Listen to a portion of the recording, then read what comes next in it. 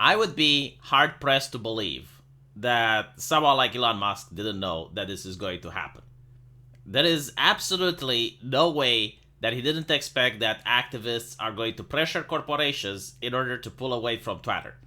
In fact, he actually spoke about this, if you guys remember, a couple of months ago, and he said that in order for Twitter to have free speech, they need to go on a subscription-based model. So they want to take money from the users rather than the corporations. And I believe that all of this is public theater. Like all of this thing where he talks with the ADL and the other activist groups, and then he is shocked that companies are still leaving him. I think it's public theater so that he can position himself to be the good guy. And like, well, I did my best, I tried, but look at these evil people. And it's really good public theater. But, again, I find it difficult to believe that he did not plan for this, and he didn't expect this to happen. So, what is going on, apparently, is that there are a couple of activist groups from Colors of Change, Free Press, the ADL, the Gay Lesbian Alliance Against Defamation, and they are escalating their calls for companies to consider the possible harms in their brands as well as to society, right? So the corporations are pulling out because of ethical reasons, right? The same corporations that does business in China and does manufacturing in China all of a sudden care about ethical reasons. What I do think is happening is that a lot of these corporations were probably paying advertisement for Twitter in order not to just get people to see their product, but and also to get Twitter to censor on their behalf. Like, for example, Pfizer, right? Like, who the fuck doesn't know about that company? Who doesn't know about that brand? Who doesn't, especially given recent events, like most people didn't even have to purchase the product because the government purchased for them. So why would the company, which, by the way, pulled out from Twitter right now, decided to advertise there? I speculate that one of the reasons is to get Twitter to censor on the corporation's behalf. So it is possible that a lot of these advertisements on Twitter were done exactly so that the Trust and Safety Council censors the correct way. And you also have other companies that probably just gave advertisements because the people in charge of marketing were friends with the other people at Twitter, like due to the ideological nepotism and stuff. And it's like, oh yeah, like we can get a couple of ads over there and it's going to feed our people over there and we're going to support the cause. That's just my assessment, by the way. I can't prove it. But I find that to be more likely than what the situation is right now. That all of a sudden, Elon Musk is taken aback because all these companies are pulling out. And all these companies are so fucking ethical. And that they're only pulling out of grave concern for the public discourse. So, apparently, all of these activist groups are pressuring Twitter, and Elon Musk said that Twitter has had a massive drop in revenue due to activist groups pressuring advertisers. Even though nothing has changed with the content moderation, and we did everything we could to appease these activists. Extremely messed up. They are trying to destroy free speech in America.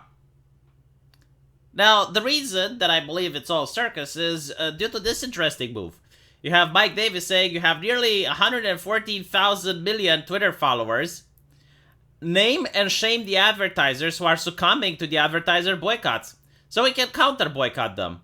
And get your $8 monthly subscription going as soon as possible, so we can start make up for lost revenue now. Twitter had a massive drop in revenue due to activist groups pressuring advertisers. To which Elon says that a thermonuclear name and shame is exactly what will happen if this continues.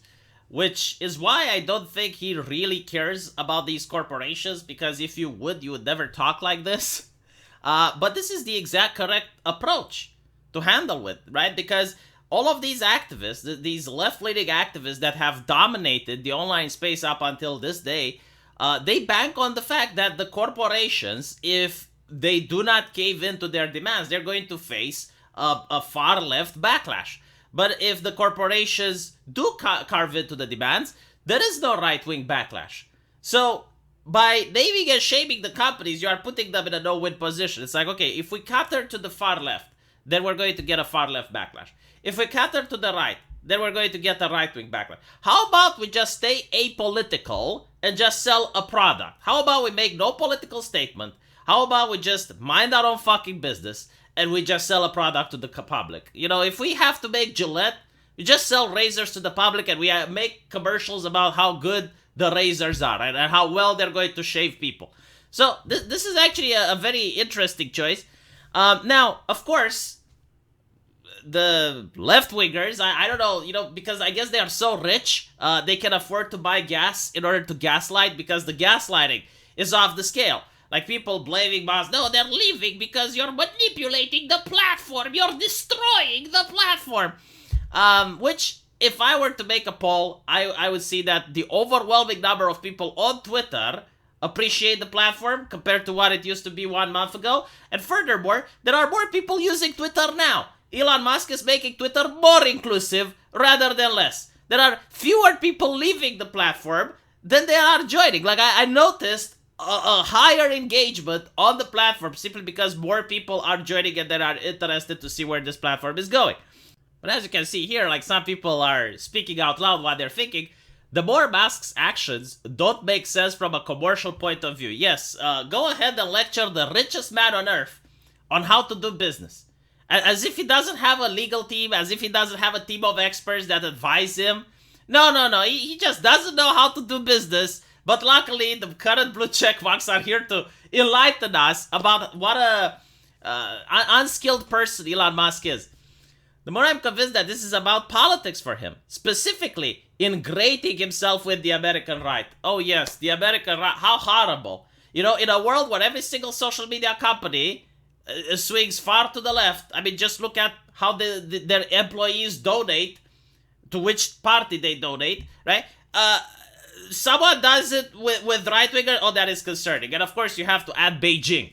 Like, you can't, you know, make this statement and just leave the right. No, you have to add something spooky, Beijing. You know, it's 2022. Instead of Beijing, you should add Russia. You should add Moscow. Like that actually sounds a lot more intimidating.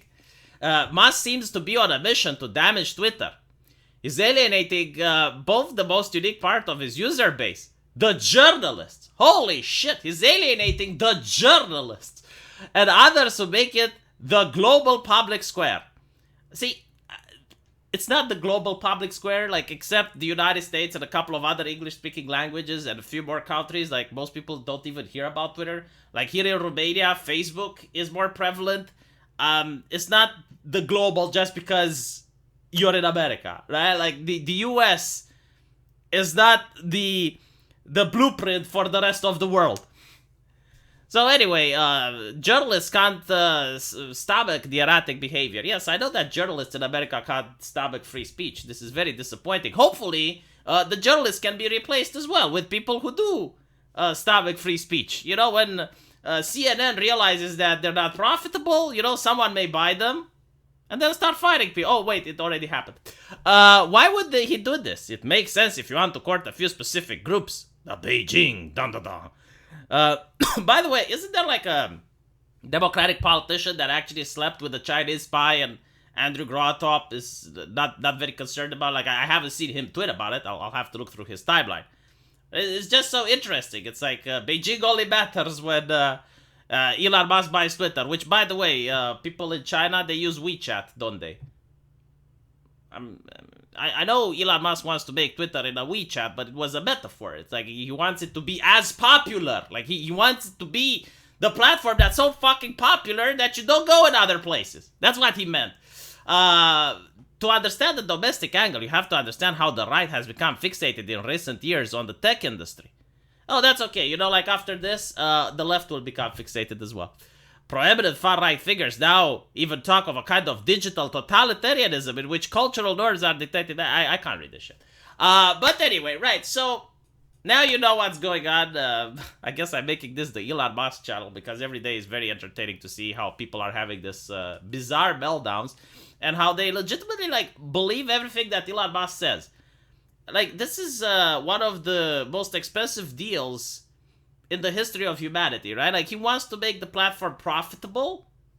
So you have to look it through that lens, right? Like, billionaires rarely make courageous moves. They're very conservative when it comes to their fiscal transactions. The notion that Elon Musk just woke up one day and was upset and said, you know what, I'm going to buy Twitter, and then he did, is literally kindergarten level talk, which is what all the journalists are saying.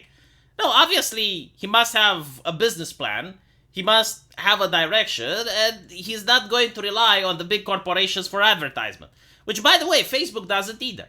Like, Facebook relies on the average mom and pop store and to sell the harvested data that they have from its users, right? So there are other ways of monetization than just banking on corporations. But we'll see. At the end of the day, Twitter can be downsized. You can fire more employees to the point where you have to pay less. You can then just have a smaller group of people that are working there, so the expenses are cheaper. I mean, there's many ways to look at this. Anyway, right? Let me know what you guys think, and as usual, I'll see you in the comment section. Take care.